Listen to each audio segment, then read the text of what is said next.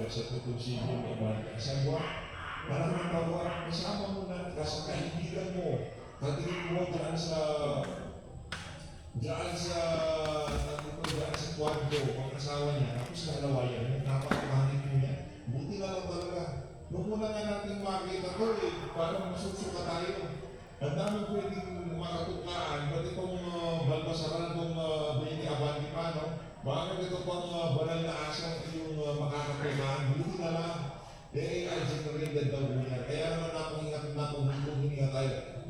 Buti na lang, di ba? Pero gusto na magaling ka, wala naman problema yan. Pero huwag basta-basta ng papanwala. Yan ang ako ba sinasabi natin. Actually, nakita natin ito kanina umaga. Kaso medyo diskumpiyado tayo kahit na maganda yung pagkaka-AI. Medyo diskumpiyado tayo, kaya hindi mo natin kaagad binahagi. Ngayon, mapapahagi natin. Ito ang konfirmasyon na ika nga pagpapakalat ko ng peking larawan, yung ginagawa na yan, ng mga naninira dito kay Bernadette Abante. Ay, Bernadette Barbers, Bernadette Abante. Bernadette Barbers, ganyan bagay sa pilisang betiyan na parehas na tayo. Hindi tayo basta-basta ng pahula o magpalungo ng mga kumakalat na larawan ng social media. Kung na larawan, iba na yan, di ba? Malinaw yung mga kababayan, mabuhay ng pahula sa mga nakikita nyo sa social. Hindi, siguro beso-beso yan. Kaso, Labit Soto. Labit Soto, ito siguro. Labit Soto. Si Bernadette Barbers, dito kay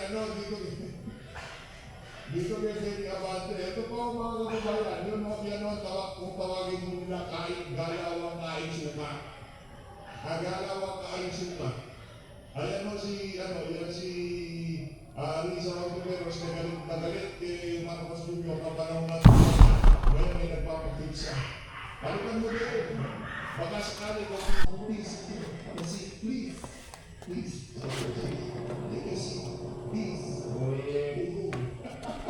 Cabinet Ministers here present, Secretary Salvo, ang galing.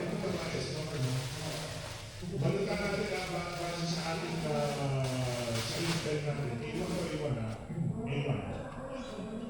Malubha ang lagay nito si Pamat. Malubha lagay nito. Ika na siguro sa nasobra nito sa puso. Kaya ngayon, ito yung sinasakot ng katawan niya. Ika nga, napabayaan, nabuso kasi. Ngayon, pag nagkataon, baka hindi matapos ang impeachment. Hindi Sara.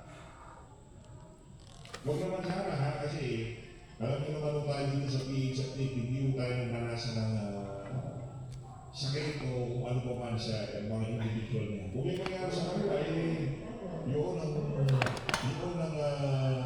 ang kagustuhan ng tadhana. Ay ang nangyari na ito, hindi Sara, kay dapat Pangulong Rodrigo Duterte, masakit man mong tanggapin, pero yan ang nakasulat sa kanilang palay. Nakasulat sa palad Pangulong Duterte na magiging presidente siya ng ngayon sa nangyari yan. Nakasulat sa palad niya na mangyayari sa kanya nangyari. Masakit man. Masakit man ang nangyari pero wala mo tayong magagawa. Nangyari dito. Kaya ang makikita na lang natin dito, kailangan mo talaga maging presidente ni Sara para itong si dating Pangulong Duterte mapauwi dito sa Pilipinas. Pag naging presidente si Bibi Sara, malaki ang chance talaga na mapapauwi sa Pilipinas itong si dating Pangulong Duterte. Secretary Chris Roque, yan yung bawal na yan ang sa kanila kung bakit nasa daing Netherlands itong si dating Pangulong Duterte. Yung Pangulo na nagpaligid sa amang sa sobrang pagkabahan. We have the iPhone 17 Pro, and the first thing you notice isn't the screen, it's the weight and the material. The 13 Pro is built like a tank. It uses surgical grade stainless steel, it's heavy, shiny, and yes, it's a fingerprint magnet, but it feels incredibly premium. The 17 Pro, on the other hand, uses this new aerospace grade aluminum unibody. It's significantly lighter, which is great for your wrists, but it feels different, less like jewelry, more like a tool, and we have to address the scratch needs. You've probably seen the forum posts and videos. The darker colors on the 17 Pro, like that cosmic orange or deep blue, are scratching super easily. People are reporting scratch just from putting it in their pockets or using MagSafe chargers. That is exactly why I went with the silver model. It hides micro scratches way better, and honestly, I think it looks the cleanest. It's elegant, minimalist, and pairs perfectly with any cases. If you're upgrading, just know this, the 13 Pro steel bands could take a beating. The 17 Pro's aluminum is softer. I've been using this as my daily driver for 3 months, keeping it in my pocket with keys sometimes, though I usually use a case and I haven't had issues on the silver. But if you buy the blue or orange one, be careful. Now let's talk about the display. One major reason the 13 Pro is still viable today is that it was the first iPhone to have ProMotion, that 120Hz refresh rate. If you were coming from a standard iPhone 13 or even a 16, those 60Hz screens feel ancient by 2026 standards. But since the 13 Pro already has 120Hz, the smoothness gap isn't as jarring as you might think. However, the experience is different thanks to iOS 26. You guys know about the new liquid glass design language, right? It's beautiful. The icons refract light, the animations are fluid. It's like the software is alive. Surprisingly, the 4-year-old 13 Pro handles iOS 26 pretty well, but there are moments. The A15 chip is working hard to render those refraction effects. On the 17 Pro with the A19 Pro chip, it's just effortless. The bezels are laser thin. The brightness is insane. Outdoors like 3000 nits peak, and that liquid glass UI just flows. It makes the 13 Pro screen look a little dim and dated, even if they are both ProMotion. Speaking of chips, let's geek out for a second. I ran Geekbench 6 on both of these. The 13 Pro, it's hitting around 2,426 single core and 5,995 multi-core. That is still respectable. But the 17 Pro, it posted a 3,822 single core and a massive 9,848 multi-core. And for the GPU, it hit 45,913. That is more than double the graphics performance. That is desktop class power.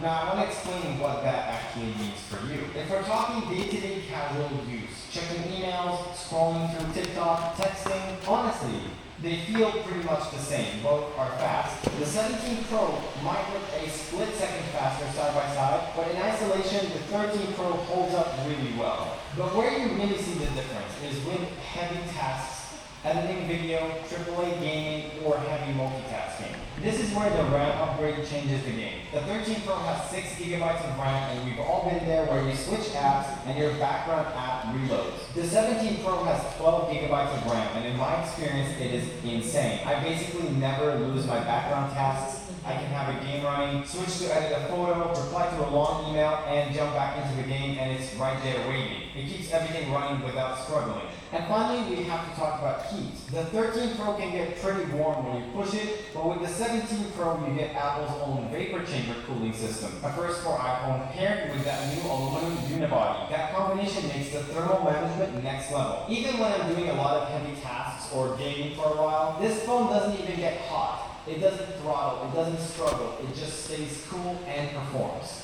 Okay, this is the big one, the camera. If you're a content creator like me, this is why you upgrade. The 13 Pro has 12 megapixel sensors. They're great, but they show their age when you crop in. The 17 Pro features a triple 48 megapixel setup. The detail is just ridiculous.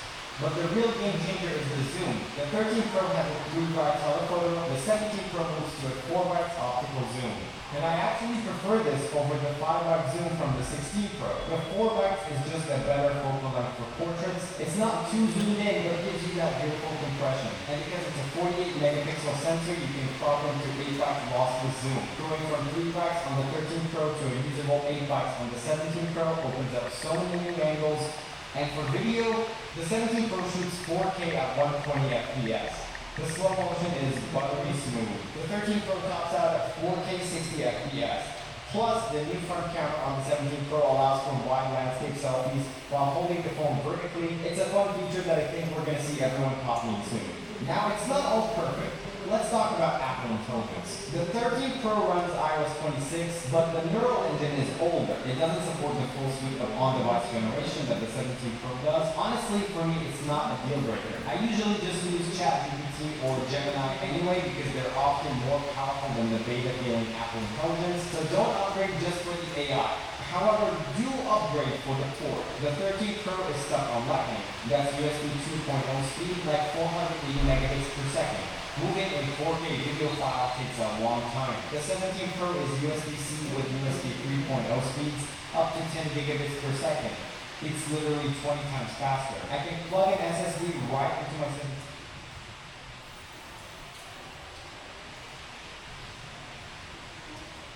Wait.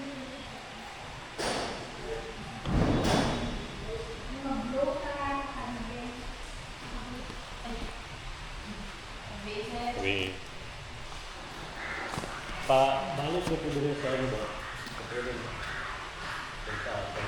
labas sa nakahon. Para makuha ng mga tao. Di ba? Kala ko sir, asa ang 15 na lang dito.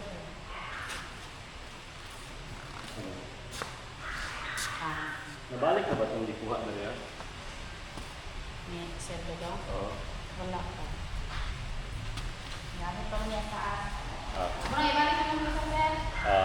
Palihog na lang kami umakot yung mga tao.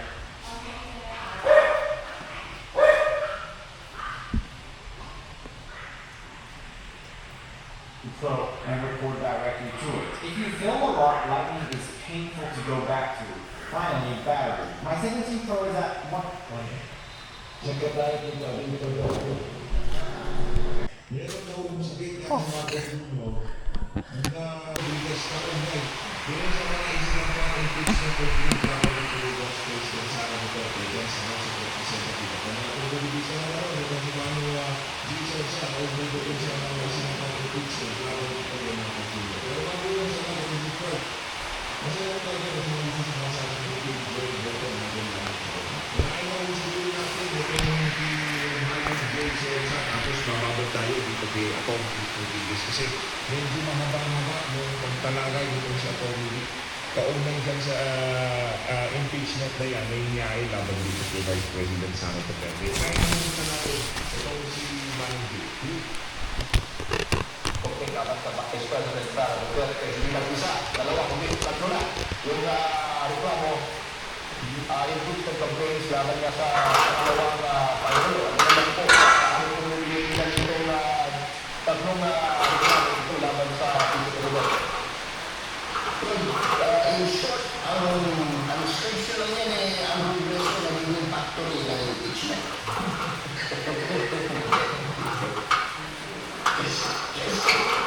Isa lang, okay na eh. Bakit ka ba magdadalawa? Magtatatlo. Pero, anong ugahin natin? Yung unang dalawa na sa pagkakaalala ko ay sumunod yung bago nag-asais na Pebrero. Sa madaling salita, ang dumating natin dyan sa masuraan ng puro-puro yan. Kasi malinaw na malinaw yung pagkakasabi ng Supreme Court na once but twice, no?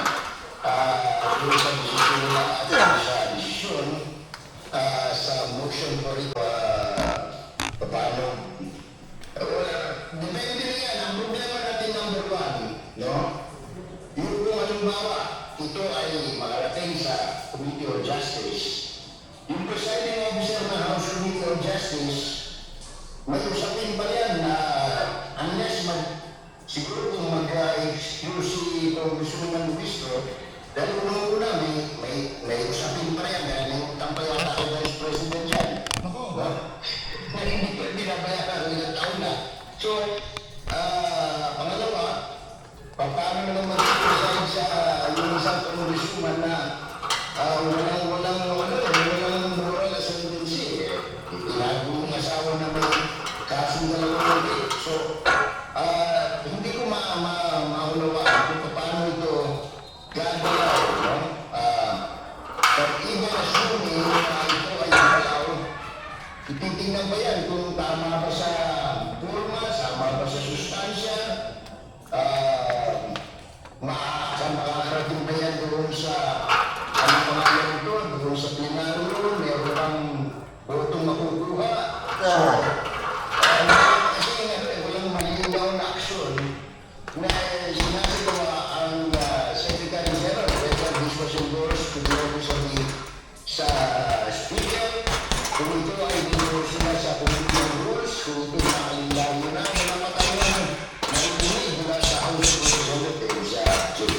Pero paano ito rin may lalarawan? Itong political implications, political implications ito tatlong na conference na ito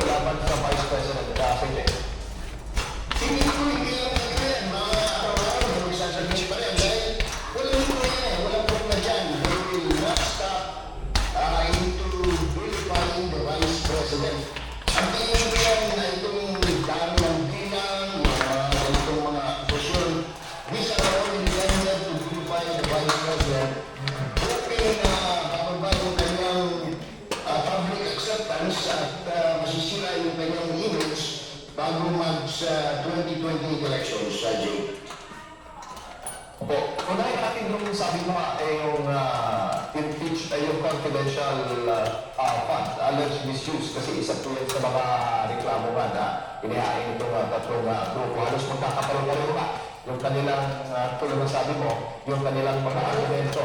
Yes, una, yung alleged misuse of confidential funds. Gaano po kalagay itong aligasyon ito sa impeachment proceedings sa tingin po niyo?